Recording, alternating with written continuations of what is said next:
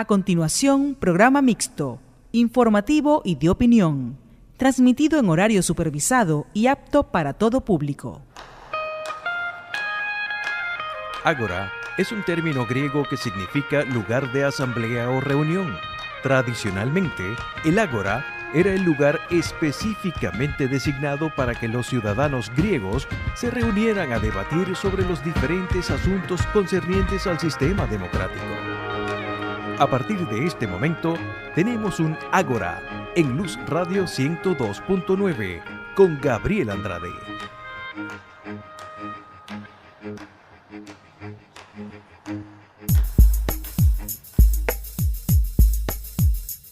Saludos amigos, bienvenidos a Ágora. Hoy me acompaña en la edición y montaje Antonio Palmar, en el control técnico Franklin Palmar. Nuestra productora es Norelba Torres, el director de Luz Radio Jesús Urbini, quien les habla Gabriel Andrade estará en la conducción. @GAndrade80 es mi Twitter. Converso por vía telefónica hoy con Carlos Chordá. Él está en Tafalla, Navarra, y es autor del libro La Criptozoología Vaya Timo. Saludos Carlos, bienvenido. Hola, buenas noches. Perdón, el título... Una pequeña corrección. El título no es la criptozoología, aunque ese es el asunto, sino el Yeti y otros bichos. Vaya timo. Eso era lo que iba a corregir. ¿Qué es la criptozoología, Carlos? Bueno, pues la criptozoología es un desvarío bastante inocente dentro de los muchos que hay.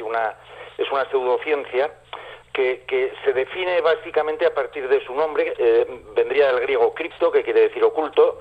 Zoo es animal y logos estudio, sería algo así como el estudio de los animales ocultos. Y uno lo primero que se plantea es un par de cosas. Primero, si están ocultos, ¿cómo se pueden estudiar? Y segundo, del estudio de los animales no se ocupa una ciencia que forma parte de la biología, que se llama zoología. Entonces, ¿qué pinta esto de la criptozoología? No sería lo primero que nos viene a la mente. Bueno, pero habrá algunos animales que sí están ocultos en el sentido que están muy profundos en el océano o viven en cuevas. Y en ese sentido, pues, la biología sí justifica su estudio. ¿Cómo difiere eso de la criptozoología propiamente? Exacto. Sí, la cuestión es muy sencilla. La zoología, la ciencia del estudio de los animales, todos los años saca a la luz centenares de nuevas especies. La inmensa mayoría de ellas pues son pequeñas, son especies, como bien dices, ocultas en lo profundo de las selvas, ocultas a lo mejor en cordilleras, en zonas poco exploradas, ocultas en islas, ocultas en lo profundo de los océanos, pero son especies que generalmente, y hay poquísimas excepciones, nadie ha predicho su existencia. Hay una excepción muy bonita que gira en torno a Darwin, ¿no? La criptozoología lo que propone son, primero, la existencia de especies que en la mayor parte de los casos forman parte más bien de la mitología, del folclore, y que tienen una cosa en común, y es que son todas muy grandes. La criptozoología no se ocupa de la búsqueda de especies, digamos, de menos de 1 metro o de medio metro. Eso no les interesa. Eso queda más bien en manos de los zoólogos, que son un poco aburridos. Entonces, dentro del objeto de estudio de la criptozoología, lo que entran son pues grandes mamíferos, grandes reptiles, seres digamos humanoides, incluso híbridos entre humanos y animales, como las sirenas. Puede sonar un poco a broma, pero digamos que hay expertos en el tema que creen en la existencia de sirenas o de duendes y hadas. O sea que estamos hablando de algo que es lo que decía yo, que en el fondo es un poco como muy infantil, pero es muy llamativo. La criptozoología, para los escépticos, es una cosa que llama muchísimo la atención. Claro. Por esa cosa tan fabulosa, ¿no?, de la que trata. Mencionaste a Darwin. ¿Qué tiene que ver Darwin con todo esto? Bueno, para los criptozoólogos, para muchos de ellos Darwin fue el primer criptozoólogo, y por eso, y no por su secundaria idea de la evolución biológica, es por lo que debería pasar a la historia. Darwin no estuvo en Madagascar, pero tuvo noticias de que en Madagascar había una orquídea con un labelo. Un labelo es un nectario donde se deposita, donde está el néctar para atraer los insectos, que era tan largo que ninguna especie de insecto conocida podía alcanzar a llegar al néctar. Y entonces propuso la existencia de algún tipo de mariposa, tipo esfíngido, que debía tener una trompa tan larga como unos 30 centímetros de longitud.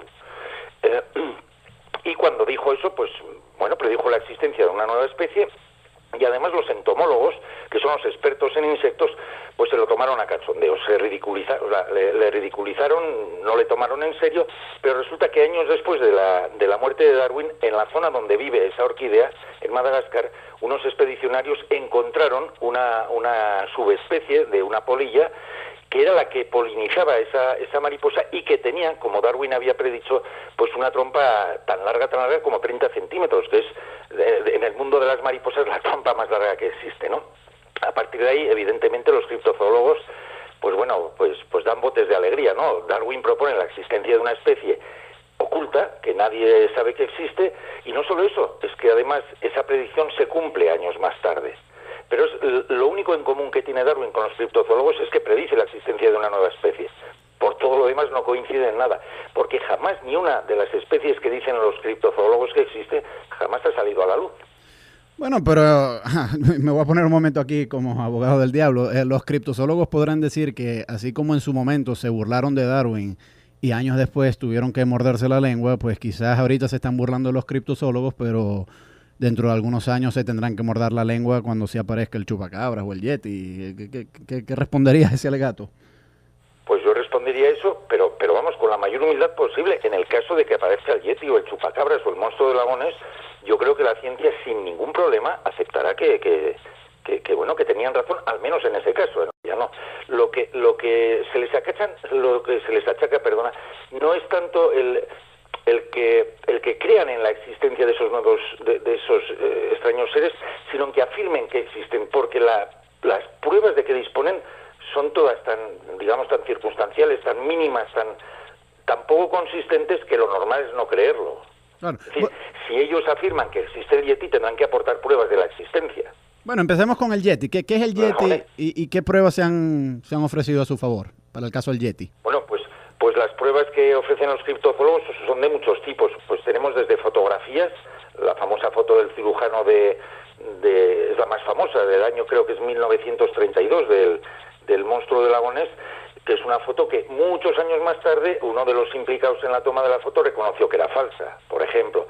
O otras fotografías que se tomaron en los años, creo que eran los años 60, 70, del fondo de Lagones, en las que parecía adivinarse un plesiosaurio en las aguas, y se llegó a publicar en Nature un artículo hablando del Lagones, y luego los mismos autores de las fotografías reconocieron que las habían trucado, es decir, fotos trucadas. Tenemos también un vídeo famosísimo del Bigfoot tomado en los Estados Unidos, y que todo apunta a que se trataba era en 1967, que se trataba de un señor disfrazado, además con nombre y apellidos. El señor que se disfrazó se llamaba Boy Hieronymus, era repartidor de refrescos y le ofrecieron $1,000 por llevar el traje que nunca llevó. En las ampliaciones se ve que lleva una cremallera. Hay huellas, hay restos como el cuero cabelludo que se guarda en un monasterio del Tíbet, el cuero cabelludo de un yeti. Cuando se analiza mediante ADN resulta que es de una cabra. Pero lo que más hay, y eso forma parte del mundo de las pseudociencias, lo que más hay, las pruebas más abundantes sin duda, los testimonios. Pero ¿qué valor tienen los testimonios si no se aporta algo más que un simple testimonio? Claro. Vamos a ir a escuchar un tema musical y al regreso quisiera entrar aquí en el asunto latinoamericano, que nosotros tenemos nuestro propio críptido, que es el chupacabras. Me interesa saber de dónde viene esta historia y cuáles han sido los alegatos en torno a este críptido. @GAndrade80 es mi Twitter. Converso con Carlos Chordá, autor de El Yeti y otros bichos Bayatimo. Escuchamos un tema musical y ya regresamos.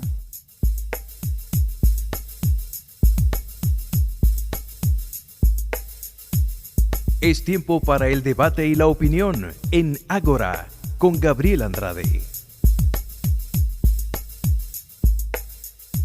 Seguimos en Ágora, @GAndrade80 es mi Twitter. Converso con Carlos Chordá desde Navarra, España. El tema que nos ocupa hoy es la criptozoología, porque Carlos es autor del libro El Yeti y otros bichos Bayatimo. Carlos, para nosotros los latinoamericanos, al hablar de animales ocultos propios de la criptozoología, el que más sale a relucir es el chupacabras. ¿De dónde viene esta historia? Porque a diferencia del yeti o del abominable hombre de las nieblas, o el Bigfoot, o el monstruo del lagonés, o el unicornio, el chupacabras es bastante reciente y pues parece ir a la mano con los medios sensacionalistas de estos últimos años. ¿De dónde viene esa historia? que yo dispongo parece que nace en la década de los años 60 del siglo pasado, en la zona de los Andes bolivianos, ¿no? Ahora, desde entonces, pues hay apariciones del chupacabras en Argentina, en Brasil, en Chile, en Estados Unidos, sobre todo en la zona sur, más limítrofe con México, en Puerto Rico. Aquí en España también tenemos una historia muy bonita con chupacabras en la isla de Tenerife. Es decir, se circunscribe prácticamente, como bien me decías, al mundo latino, ¿no? Al mundo, digamos, desde la frontera de Estados Unidos hacia abajo, y también una pequeña excursión o incursión hizo aquí por las Islas Canarias. Además es uno de los bichos más malos de la criptozoología, ¿no? Tiene una manera de actuar que en fin, parece que se hipnotiza a los animales, hipnotiza incluso a los dueños de los animales y luego les extrae todos los jugos vitales. En fin, no sé si es nuestro carácter latino o qué, pero es un bicho bastante, vamos, para tenerle un poco de respeto, sí. Sí. Ahora, en Estados Unidos, en el sur, sí sé que hubo casos de animales mutilados que aparecían muertos y se llegó a sospechar que algo raro había ahí y se lo llegaron a atribuir al chupacabras. ¿Cómo se resolvió ese misterio de los animales mutilados en Estados Unidos?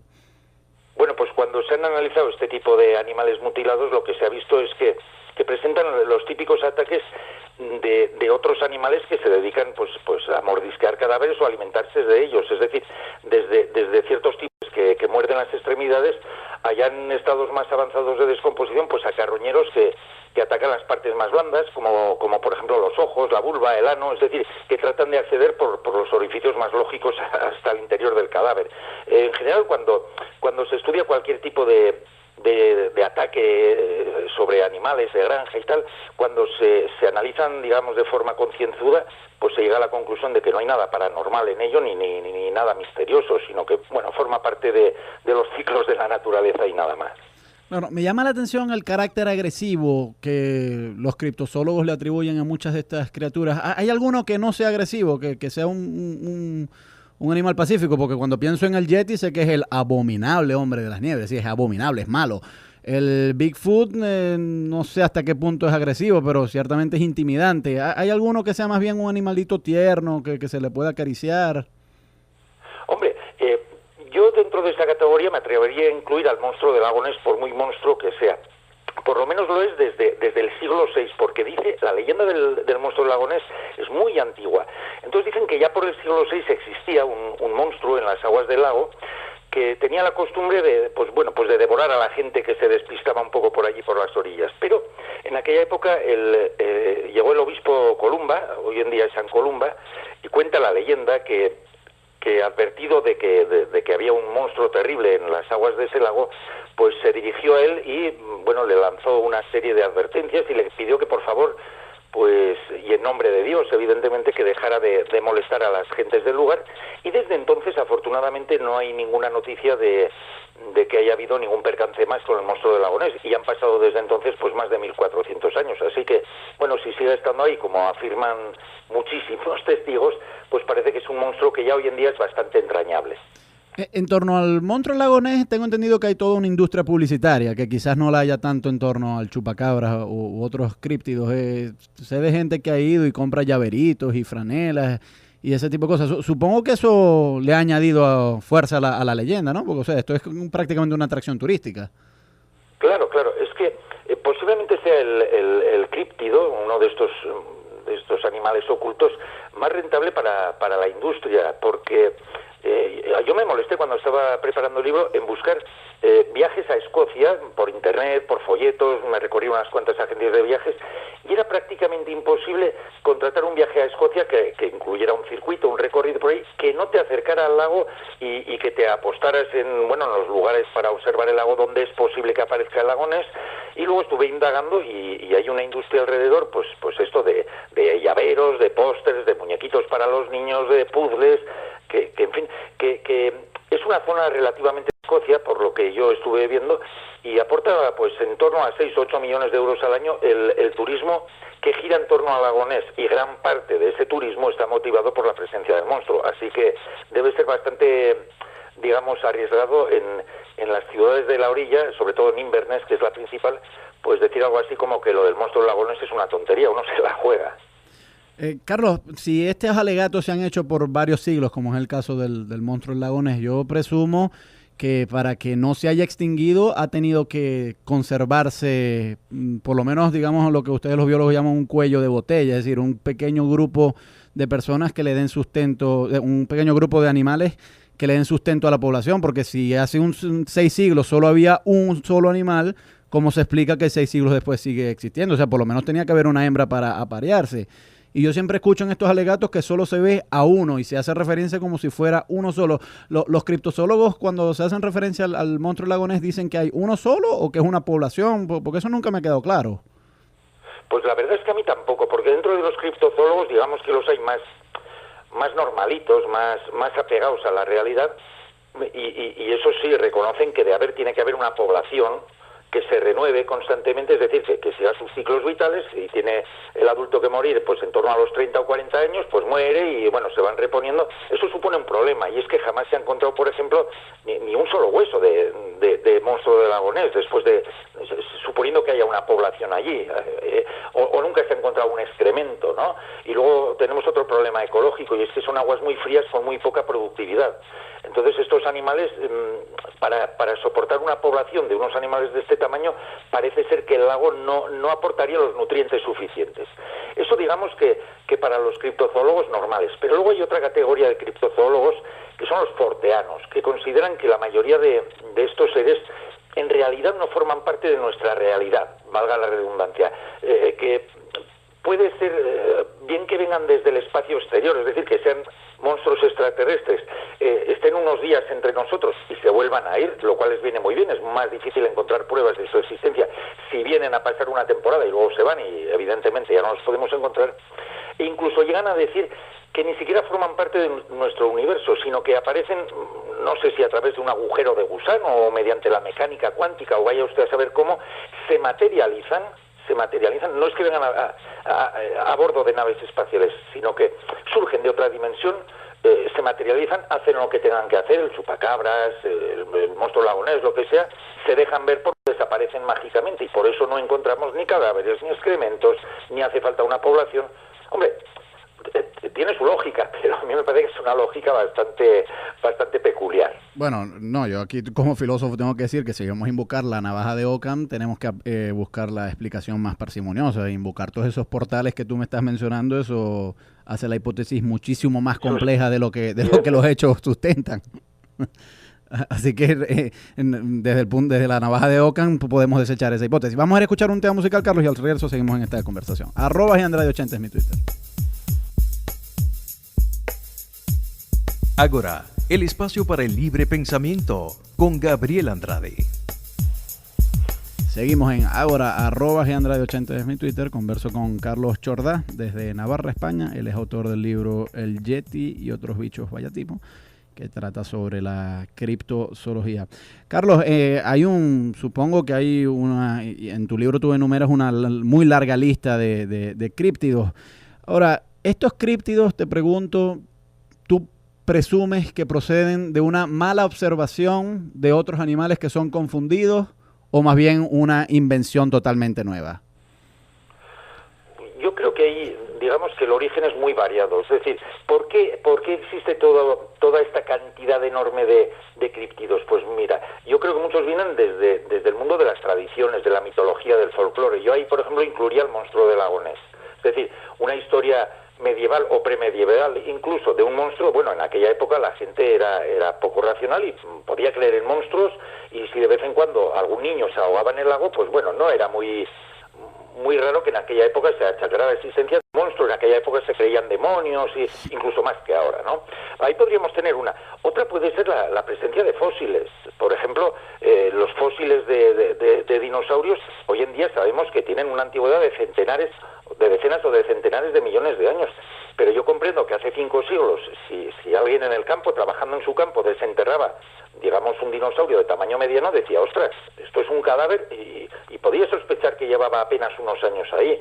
Entonces, encontrar este tipo de seres que no se parecen en nada a los seres actuales podía dar lugar a pensar que podían existir pues cierto tipo de seres, no sé, de seres que pensaban que eran reales, pero que fueron reales hace muchísimo tiempo. Y entonces ahí tendríamos mitos como el dragón o el grifo que atesoraba el oro en Mongolia. En fin, zonas donde hay muchos fósiles.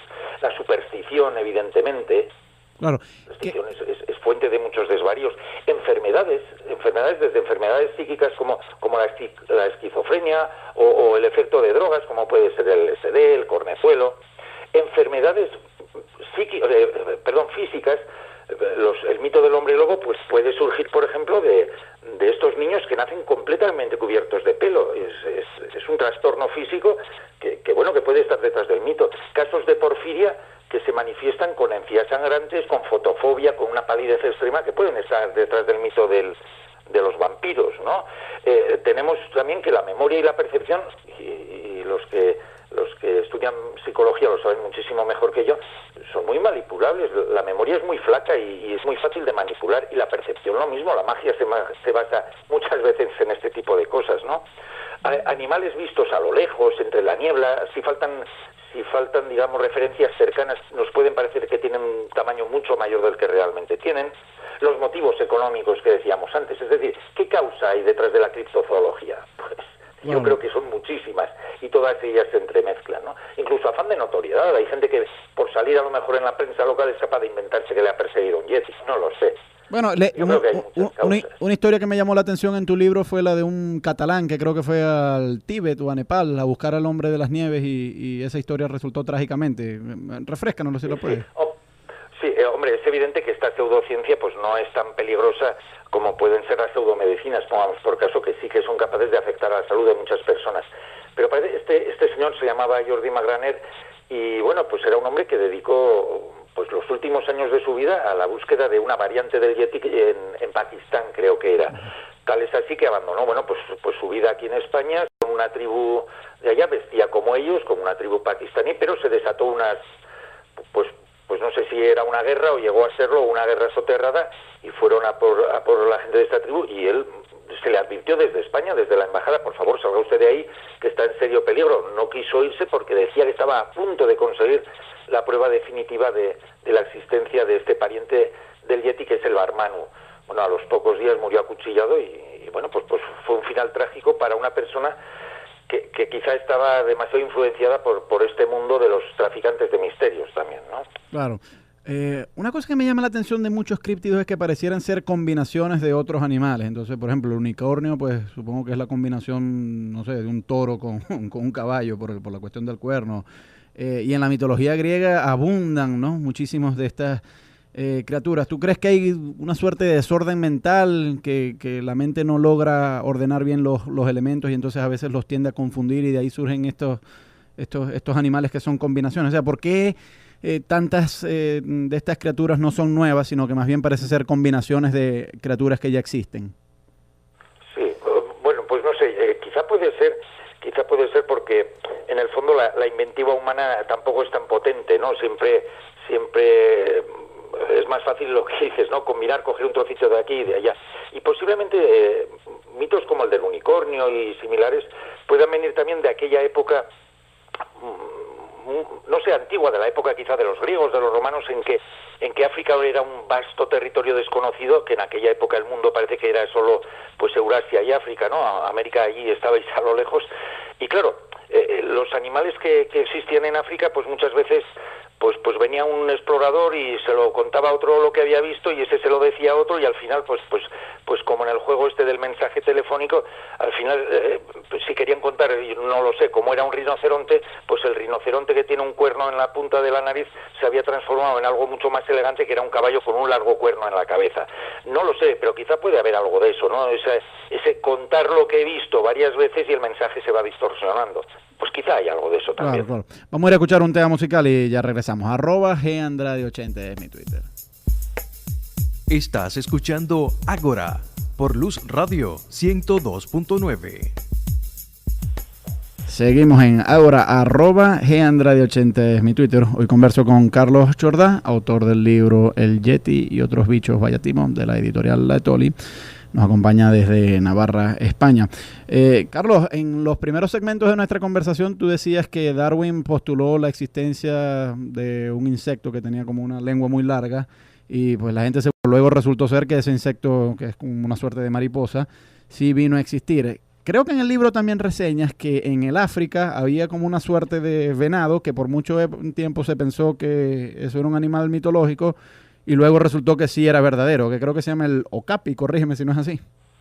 Sí, el okapi es un pariente de las jirafas. Se parece mucho a un caballo, pero en realidad es más cercano a las jirafas. Hombre, el okapi vive en la zona centroafricana, entre los bosques, es un animal bastante difícil de ver y digamos que se descubrió para Occidente en el año 1901, pero los pigmeos, que son los habitantes de la zona, lo conocían desde tiempo inmemorial. Entonces hay una historia muy curiosa, porque en la exposición, una exposición universal que se estaba celebrando en París, había unos pigmeos, francamente esto es espantoso, pero se ve que entonces era lo normal, los tenían metidos en una jaula como si fueran monos. Entonces, bueno, pues los pobres pigmeos estaban allá y no sé si creo que era el gobernador de Uganda el que invitaba a esta exposición de París, los vio allí dentro y bueno, dijo que eso era una barbaridad y movió hilos para que los liberaran. Y al ser liberados, los pigmeos, en agradecimiento, le debieron regalar al gobernador de Uganda una piel del okapi, y esa piel de okapi llegó a manos del periodista Stanley, el famoso periodista aquel que fue en búsqueda de Livingstone, el de la famosa frase de Dr. Livingstone, supongo. A partir de tener esa piel en las manos, ya se dieron cuenta de que las historias del okapi eran verídicas, lo buscaron y lo encontraron, y hoy en día, pues bueno, es un ser, vamos, perfectamente definido por la zoología, que curiosamente nunca fue postulado su existencia por ningún criptozoólogo, pero que forma parte, digamos, del imaginario de los criptozoólogos. Para ellos es un éxito de la criptozoología. Es raro porque en aquella época todavía no existían los criptozoólogos. La criptozoología la creó un señor belga en los años 50, o sea que es muy difícil que un criptozoólogo 50 años antes existiera. De todos los críptidos que tú has reseñado, Carlos, ¿cuál dirías que es el que, si acaso, alguna mayor plausibilidad de existir tenga? Pues, si acaso, yo diría que el kraken, el calamar gigante. ¿Por qué? Porque existe el calamar gigante, en el sentido de que desde siempre sabemos que existe. Lo que pasa es que el calamar gigante, tal y como lo predice la criptozoología, más que un calamar, el kraken venía a ser algo así como un pulpo tan grande, que cuando asomaba la cabeza, su cabeza era del tamaño de una isla. Y entonces cuando se acercaba un barco, pues para aprovisionarse en la isla, pues surgía de las profundidades todo el bicho y se zampaba el barco. El calamar gigante existe y es el mayor invertebrado que existe, hasta 15 metros de longitud. Lo que pasa es que, claro, esos 15 metros de longitud casi todos son patas, son los tentáculos. Y luego no es tan grande como en realidad parece por su tamaño. En la balanza arroja el peso de 275 kilos. Para ser un animal monstruoso no es un peso exagerado. Evidentemente pesa bastante más que varias personas. Pero no es un animal tan terrible como el presunto kraken, que es capaz de devorar un barco entero. Entonces, hay, digamos, dos corrientes dentro de los criptozoólogos. Los que dicen que sí, que el kraken ya se ha encontrado y que es el calamar gigante, pero una gran parte de ellos aseguran que no, que todavía falta por encontrar el pulpo gigantesco que devoraba barcos pues hace ya muchos años. Y que incluso puede estar detrás de algunos de esos casos misteriosos en el Triángulo de las Bermudas. ¿Por qué no? Pero el kraken está, si en caso de existir, viviría muy alejado de las costas. Es decir, ¿por qué los zoólogos o gente como Jacques Cousteau y eso, los biólogos marinos no lo han logrado documentar con suficiente precisión si acaso existe? Pues es que el calamar gigante es un animal de las profundidades. Y hay que tener en cuenta que el volumen de los océanos es tan grande que aproximadamente el 95% no ha sido estudiado. De hecho, existen mapas más detallados de la Luna, de Mercurio y de Marte que de los fondos oceánicos. Y los fondos oceánicos se conocen bastante mejor que lo que está entre el fondo y la superficie. Hay que tener en cuenta que la profundidad media es de 3 kilómetros. El volumen es inmenso. Y estoy convencido de que ahí hay muchísimas especies animales, vegetales no, porque está a oscuras, pero muchísimas especies animales esperando a que las descubramos. Dudo mucho que entre ellas haya un pulpo que sea capaz de imitar una isla. Carlos, muy agradecido por haber recibido esta llamada, y cuando vuelvas a escribir un libro, pues con mucha seguridad te volveremos a llamar. Ha sido un placer, Gabriel. Gracias a Antonio Palmar, que estuvo en el control técnico, Franklin Palmar en el control técnico también, Norelba Torres es la productora de este espacio, Jesús Urbina es el director de Luz Radio y quien les habla, Gabriel Andrade, estuvo en la conducción. @Gandrade80 es mi Twitter.